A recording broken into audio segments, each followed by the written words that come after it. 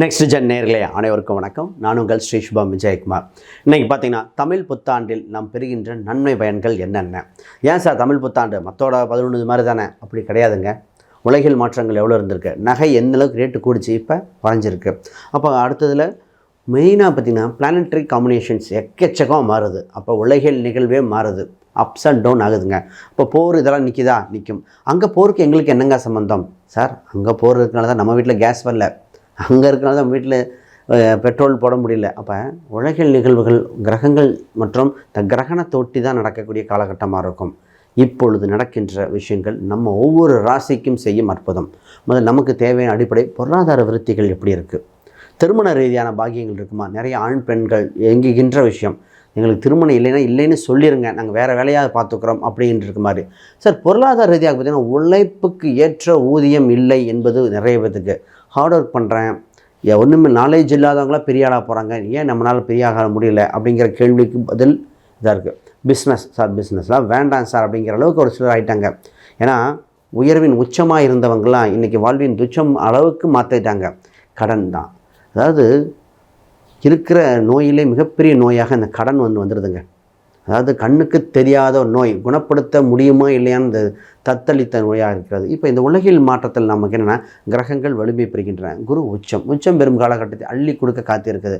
இந்த தமிழ் புத்தாண்டில் மத்தியில் பார்த்திங்கன்னா ராகு கேது டிசம்பர் மாதத்தில் வரும், ஆங்கில வருஷத்தில் 5ஆம் தேதி. அப்போ மாறுகின்ற கிரக அமைப்புகள் இதெல்லாம் நம்மளை வழி நடத்துகின்றன.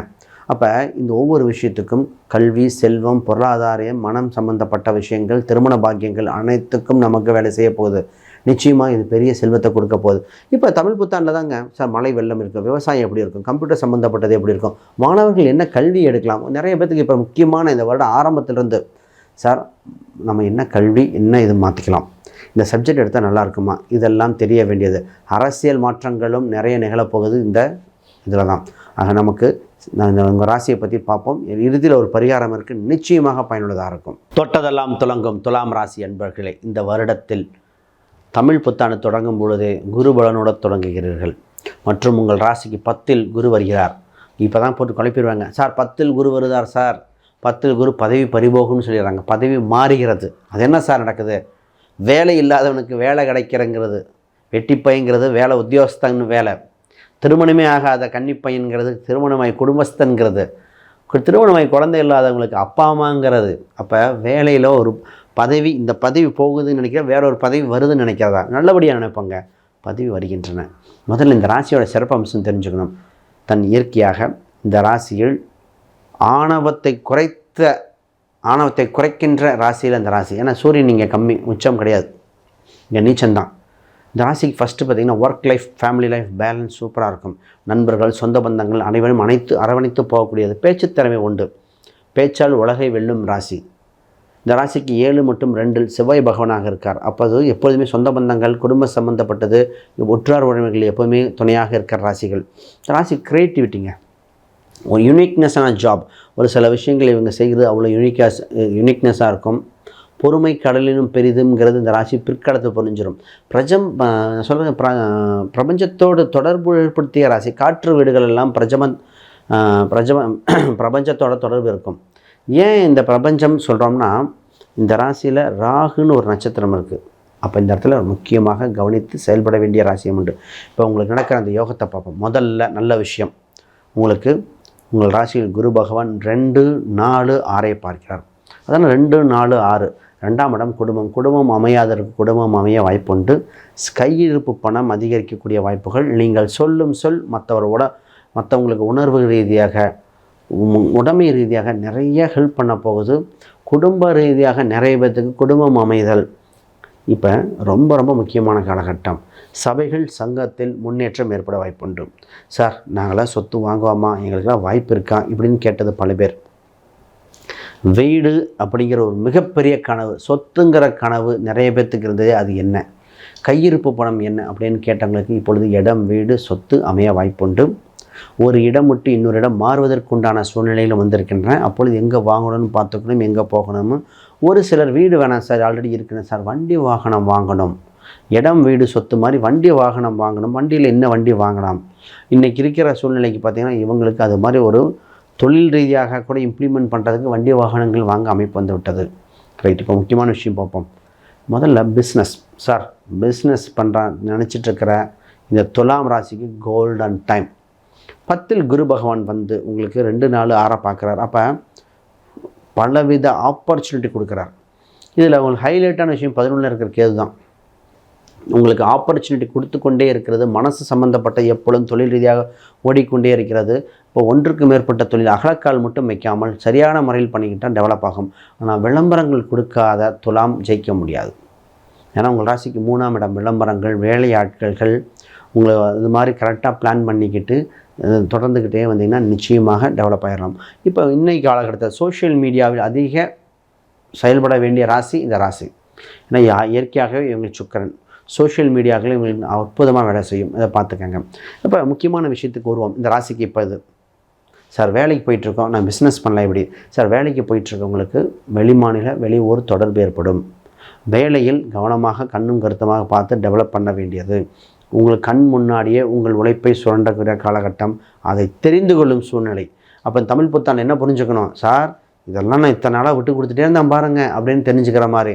அப்பொழுது உங்களுக்கு எந்தெந்த வேலையில் என்னென்ன செஞ்சீங்கன்னு தெளிவாக பார்த்து உங்கள் உழைப்பில் உங்களுக்கு அங்கீகாரமாக மாறும். ஆனால் இந்த ராசி கற்றுக்கொள்ள வேண்டிய நேரங்க. வேலை செய்கிற இடத்துல புது புது விஷயங்கள், புது புது டெக்னாலஜி விஷயமா இருக்கலாம், எந்த ஒரு துறையாக இருந்தாலும் புதுசாக கற்றுக்கொண்டுக்கிற வேலை சூழ்நிலை வந்திருக்கு. அதை கவனமாக பாருங்கள். மாணவர்கள் இவங்களுக்கு தான் இப்போ மிகப்பெரிய கேள்வி.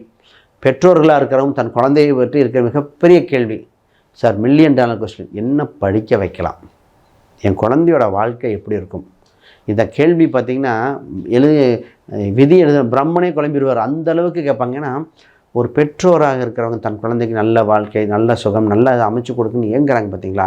அப்போ அவங்களுக்கு கல்வி ரீதியாக ராசியை வச்சு சொல்லக்கூடாது, லக்ன ரீதியாக மற்றெல்லாம் பார்த்து இவங்களுக்கு இந்த கல்வி இந்த முறை எடுத்தால் சிறப்பாக இருக்கும். இந்த ராசிக்கு இப்போ முதல்ல குலதெய்வ கோயில் அனுகிரகம் என்று குலதெய்வ கோயிலுக்கு சென்று வர வாய்ப்புண்டு. கல்வியில் அண்ணா யூனிவர்சிட்டியாக இந்த மாதிரி பார்க்க வேண்டியது இண்டிவிஜுவல் ஹாரோஸ்கோப். இப்பொழுது முக்கியமாக செக்லீஃப் சம்மந்தப்பட்டது, லோன் சம்மந்தப்பட்டது கவனமாக இருக்கணும், பார்த்துக்கங்க. சார் திருமணத்தை பற்றி சொல்லவே இல்லையே. நிச்சயமாகங்க உங்களுக்கு திருமணம் சம்மந்தப்பட்ட குடும்ப அமைப்புகள் வருகிற சூழ்நிலைகள், குரு அதிசாரமாக வந்து உங்கள் ராசிக்கு 7ஆம் இடத்தை பார்க்கும் காலகட்டத்தில் திருமண யோகங்கள் உண்டு. திருமணம் சம்மந்தப்பட்டு கொஞ்சம் பொறுமையாக நிதானித்து திருமண வரன் பார்க்கணும். நான் ஆரம்பிக்கும் போது குருபலன் இருக்குது, அப்புறம் சில 2 மாதத்தில் குருபலன் இல்லை. இப்போ ஷார்ட் டேர்மாக இருக்கிற மாதிரி இருக்கிறனால ரொம்ப கவனித்து செய்யணும். கூட்டு சம்மந்தப்பட்ட விஷயங்கள் கோச்சாரத்தில் அனுகூலமாக இருக்குது.